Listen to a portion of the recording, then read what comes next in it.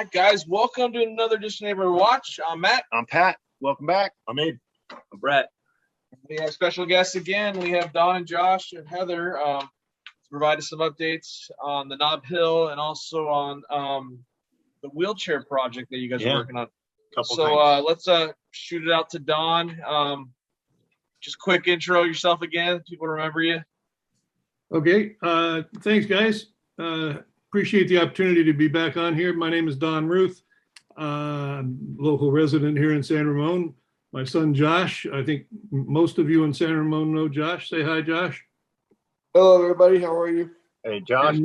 And then we're going to talk about the project at Marketplace first, but then I'll introduce Heather Showmaker, who is the Director of Community Outreach for the Wheelchair Foundation. We're going to talk about that when we're done talking about the Marketplace. Hi, Heather. Hello. Thanks for having us. Thanks, Heather, for coming. Thanks, Heather. Okay, well, let's just jump right into, the Marketplace project. I think most of you know, or many of you know, that on January 5th, the owner developer of the Marketplace Shopping Center here in San Ramon submitted a concept review to the city of San Ramon for a 284 unit, 5-story apartment monstrosity that was going to be at the south end of the Marketplace Shopping Center, where they would tear down Nob Hill and Starbucks and the businesses at the south end of the shopping center, and put in this 284 unit, 5-story building that was going to have 32 low-income apartments and a 454 parking place, 5-story structure as well. So a bunch of us citizens in San Ramon got together and started the Citizens Against the Marketplace Apartment Development, Camp Ad for short. And we started that just a couple of weeks later in response to that concept review. And here we are 9-10 months later. We've got 34 committee members. We've got over 300 supporting volunteers. We have a Nextdoor group page with 680 members. Wow. We've created a website called Responsible Growth San Ramon that has had over 3,900 visits. We've delivered over 11,000 flyers door to door throughout San Ramon. And all of you have done a great job. There's been over 1,000 emails sent to the mayor and the city council about this project. And last I heard, I believe there were 4 that were in favor of it. Wow. And the rest were against it. We've had press coverage. We've been in the San Ramon Valley Times and Patch and a couple of other media outlets. We conducted a poll on Nextdoor for Central San Ramon, and there was over 1,000 responses, and 60% of the respondents said that Nob Hill was their preferred full-service supermarket in Central San Ramon.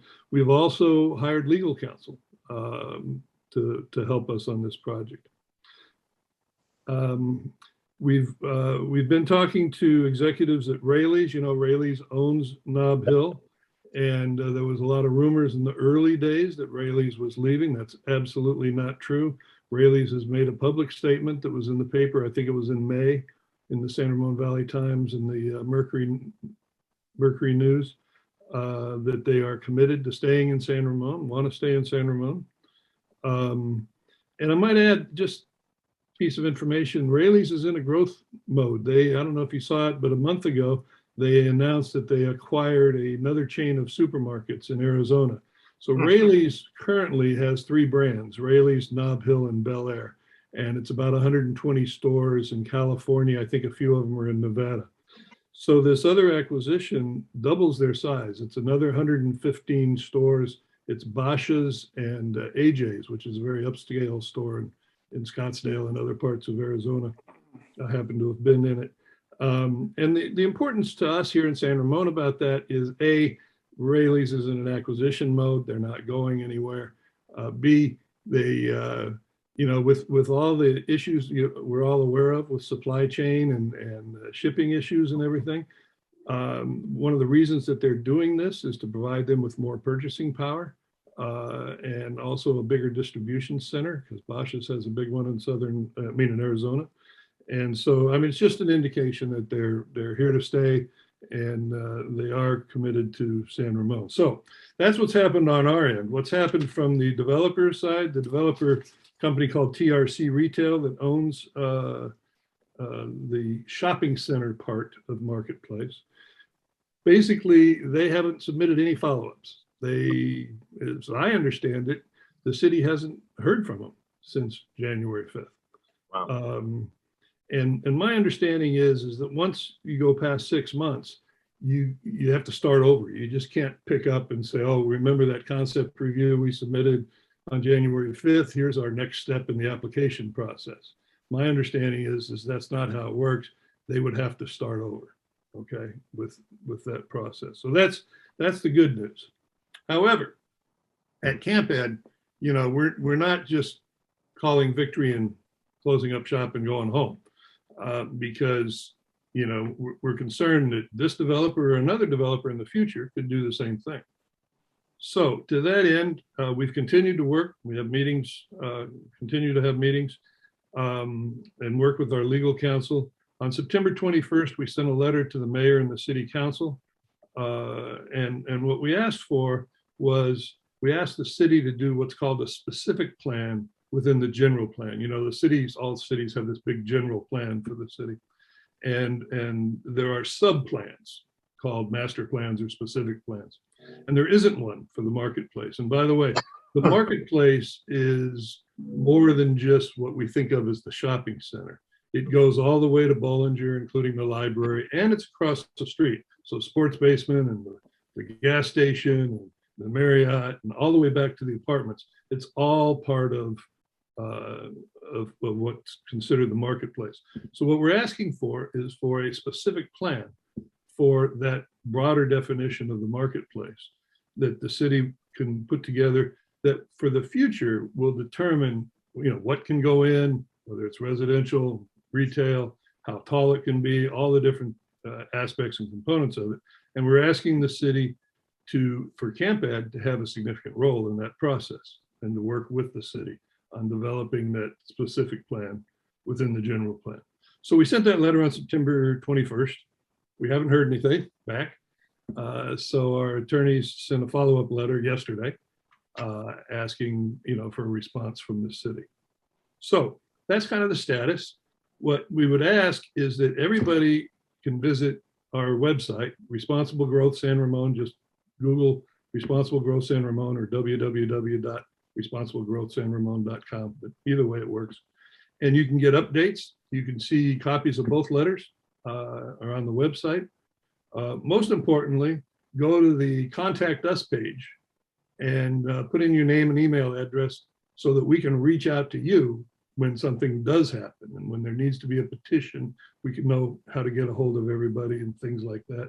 And also, you know, if you're interested in volunteering, we can always use more help and different areas of expertise. And so, you know, there's an opportunity on that Contact Us page to let us know that you'd be interested in helping join the committee. Okay, so that's the update. Josh, you want to give us a quick update from your perspective? Yes, good evening, I'm Josh Ruth. I just wanted to let you know that that Nob Hill is not leaving San Ramon.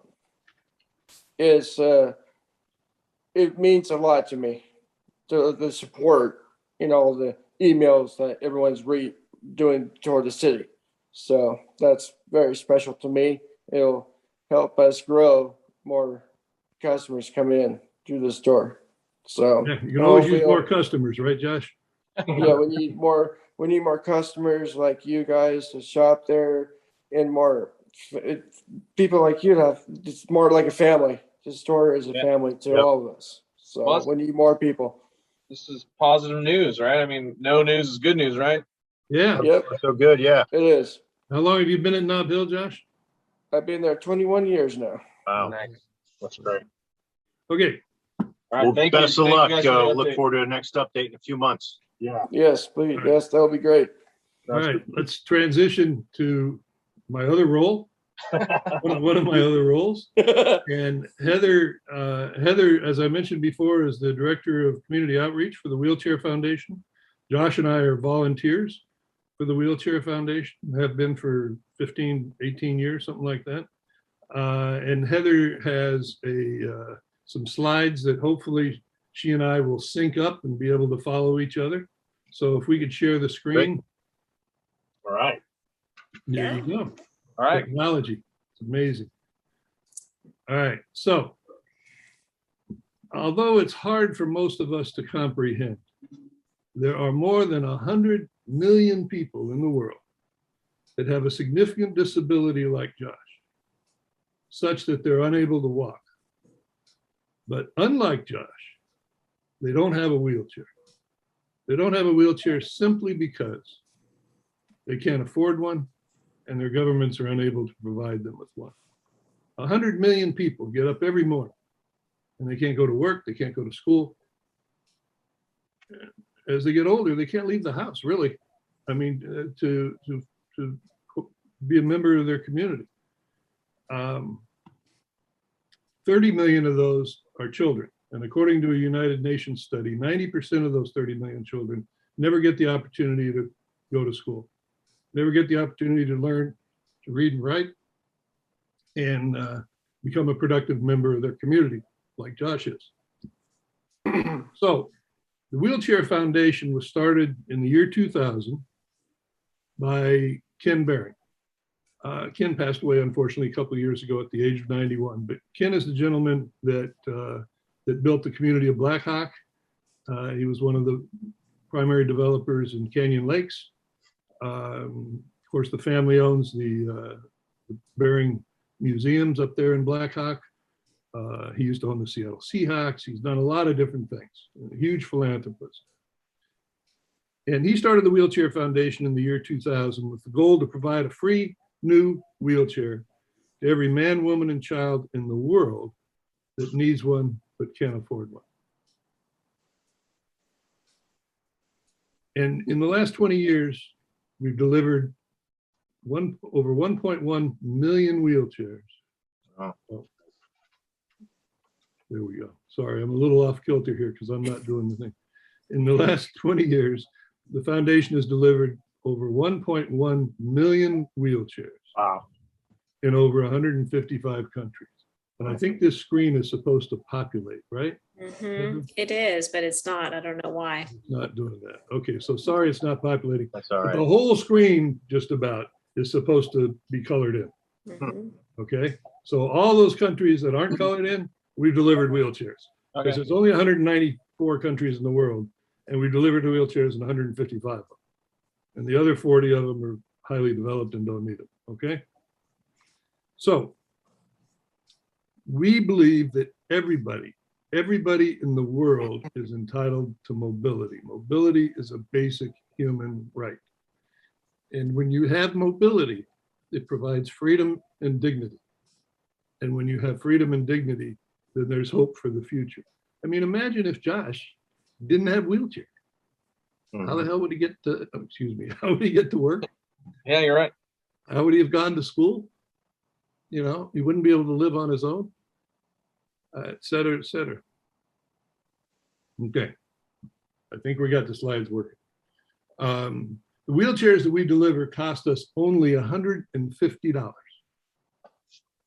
manufacture and to distribute, okay?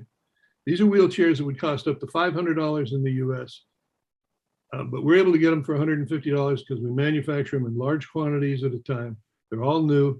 They come in 5 different sizes. There's 2 different configurations, one for rural, one for urban. And because there's no intermediaries, there's no retailers, there's no wholesalers, there's no profit involved, we get them for just $150. Now, they fold up into boxes, and it so happens that 280 of them fit into a shipping container. So every time we're able to raise $42,000, which is 280 at $150 each, we're able to send a shipping container of wheelchairs somewhere in the country, in the world, rather. Okay. Now, the Wheelchair Foundation has been doing this, like I said, since 2000. But back in 2012, Josh and I started a program called From the Heart Wheelchair Program in the schools. Okay. because we wanted to get the schools involved and our students involved. And we want to be able to make a difference in the world. So there's 3 objectives to the From the Heart School program. The first is to raise awareness about the need for mobility in the world. Because let's face it, how many of us realize? I mean, Josh and I have lived in this world for over 40 years, but how many of us realize the issue around not having mobility and how many people around the world don't have mobility? So our goal is to raise awareness about the need for mobility in the world. Our second objective is to sensitize the students and the teachers to the issues and challenges faced by people with all types of disabilities, not just physical, but developmental and intellectual as well. And to that end, we've created a huge website that has all kinds of materials and information that our teachers and students can use, and we'll get to that in a minute. Third objective is to raise money so that we can make a difference in the world, okay?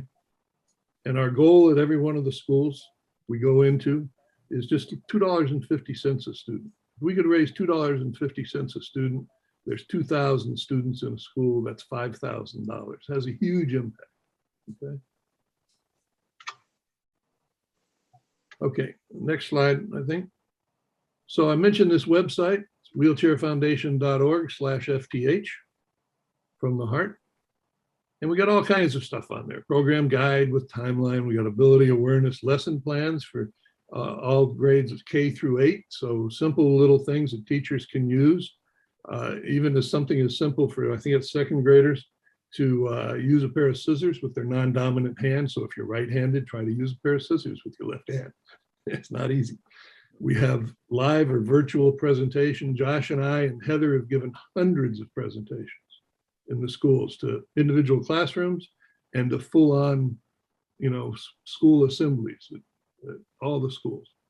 Promotional materials, videos, we have a list of movies and a list of books where the main character has a disability, fundraising ideas, all kinds of stuff, okay? But our program is very flexible. You don't have to do it. I mean, it's not all laid out, do step 1, 2, 3, 4, 5. You have to do it this way and do it in this time frame. You create your own program in your school. A lot of the schools do it. They have Ability Awareness Week or Ability Awareness Month. Some schools do it in conjunction with their diversity programs, with their anti-bullying, or I guess it's called kindness now. Some schools do it for a week. Some schools do it for a month. Skyline High in Oakland that I graduated from does it for the whole year and have Wheelchair Wednesdays throughout the year. It's also the opportunity for leadership for the students to take on leadership roles, and using our resources makes it easy. Next slide. We also provide 10 wheelchairs of our wheelchairs to each of the schools for a week so that they can see what it's like to live your life in a wheelchair. We have teachers teach from wheelchairs. Students check out wheelchairs. They rent them for $5 a day or something to raise money and live in a wheelchair for a day. We have teacher-student races at lunchtime. We have, wheelchair basketball games, anything, obstacle courses, anything the students come up with that they want to do. Okay. And then each year, with the money that we raise, we take at least 1, sometimes 2 trips to deliver the wheelchairs. And we take high school age students, along with teachers from the elementary schools, the middle schools, and the high schools, to deliver wheelchairs. It's an amazing experience, a life-changing experience. In July, we were in Ecuador, and these are some of the students with one of the wheelchair recipients next to Josh. Next summer, we're going to Peru. Nice. It's a life-changing experience. We also have a great time. It's a lot of fun. Can't wait to try it out. Josh and I have actually been on 37 of these wheelchair distribution trips to 20 countries, everywhere from Uganda to Vietnam, throughout Latin America. And it's an amazing, amazing experience. Hey, Don, I think it's worth pointing out that, first of all, this is something that, we take for granted, right? We don't even, it's not on the forefront of our minds. So to hear this is pretty inspiring. Also, want to now that I read that also that Josh and you are responsible for either personally delivering them or funding over 17,000 wheelchairs just yourself. So Yeah, no, we have. We've actually lifted nearly 17,000 people, or with our students and teachers, with their help, we've lifted that many people off the ground and into their incredible. wheelchair. Most for the first time in their life. It's Yeah. amazing. This gentleman, I don't know how long he's been without his leg, but this is his first wheelchair. 95% of the people that we give wheelchairs to, it's the first time they've ever had a wheelchair. Some of them 30, 40, 50, 60 years old. And some of them been disabled since birth. They've never had a wheelchair. We don't realize it, but it's just an unattainable luxury for Yeah. people in these developing countries. All right, so let me just tell you, out of those seven, we got 17,000 stories, right? And I get 17,000 pictures, and I'm going to share just one of them with you.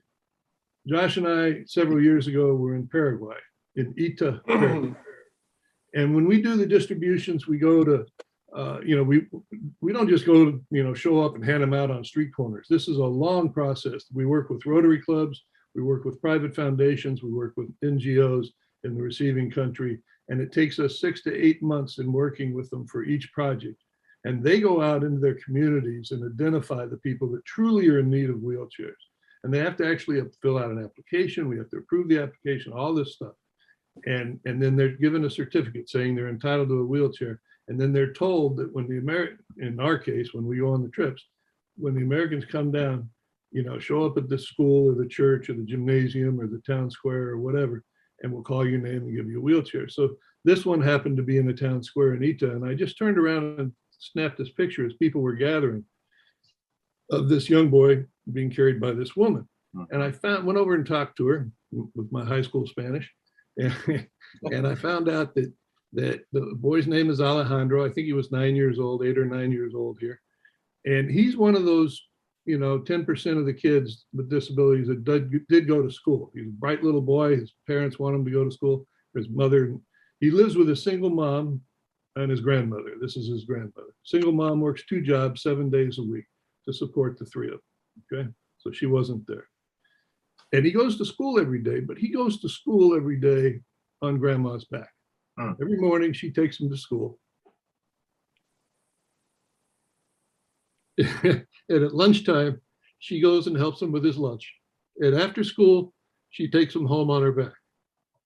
And when they go to the market on Saturday, Alejandro goes on grandma's back. And when she takes him to church on Sunday, he goes on grandma's back. I've told this story 1,000 times. I still get emotional because it's so real. Yeah. But for $150, in a matter of minutes, change the slide, we were able to change not only Alejandro's life. Grandma's too. Yeah. Because Alejandro's Yeah. getting bigger, Back and up. grandma's getting older. Yeah. And it just, I could tell you 17,000 stories, but this is a good example of one. So we have been, next slide, in doing this program, we have been over the last 9 years in all 35 schools in San Ramon Unified School District have done this program. This is just a list of some of them. All right. Every one of the middle schools, elementary schools, and high schools have done this program in San Ramon. But of course, because of COVID, things came to a screeching halt 18 months ago, right? Yeah. So we basically weren't able to do anything until just recently when the schools went back. All right. So now Heather is working hard to remind everybody that we are out there and ready to come back, and several of the schools have started. But the people that are listening to this, if you're a student, whether it's an elementary school students, maybe you're in what's it called, in student council or in leadership class, or if you're in middle school, the same thing, or if you're in high school, we have a program that Heather started called the Ambassador Program for high school students that can be the wheelchair ambassador for their high school. If you're a student, if you're a teacher that wants to get involved, if you're a parent that wants your student to get involved, or an administrator, we're here. We have this program. It's easy to do. do it at your time schedule. And Heather is the one to contact. Contact information is there. So Heather, you want to add to that? I sure do. Thanks, Dawn. It really, COVID really did put us into a terrible spot like it did with so many, but we do have schools participating this year and even taking our wheelchairs into their schools. We had one school just a week or two ago that blew their original record of how much money they raised, just blew that out of the water. So it's exciting to see these kids and these teachers get excited about our program and really start to understand some of the challenges that people with a variety of disabilities have. But really, it's about the inclusion and the empathy and the compassion that these children get through our program. I think it just really helps that. And we would love to have you guys on a trip too. Any one of you guys, if you guys want to come with us, we will hook you up and you can put somebody into a wheelchair. It really is a life-changing experience. Wow. We've got all kinds of students that actually have gone on to pursue advanced education and gone on to college because of their experience with us and go into social work and that kind of thing. So it really is a life impacting program. So yeah, give me a call. We would love to get into your school. Absolutely. Great information. It's awesome. Joshua? Yes, I just want to say, I really hope that the schools in Ceramon get involved with our From the Heart program. It really means a lot to me to help people to get wheelchairs around the world so they can be independent like me. Yeah, Awesome. That's great. We'll put this out there. We've got a great audience.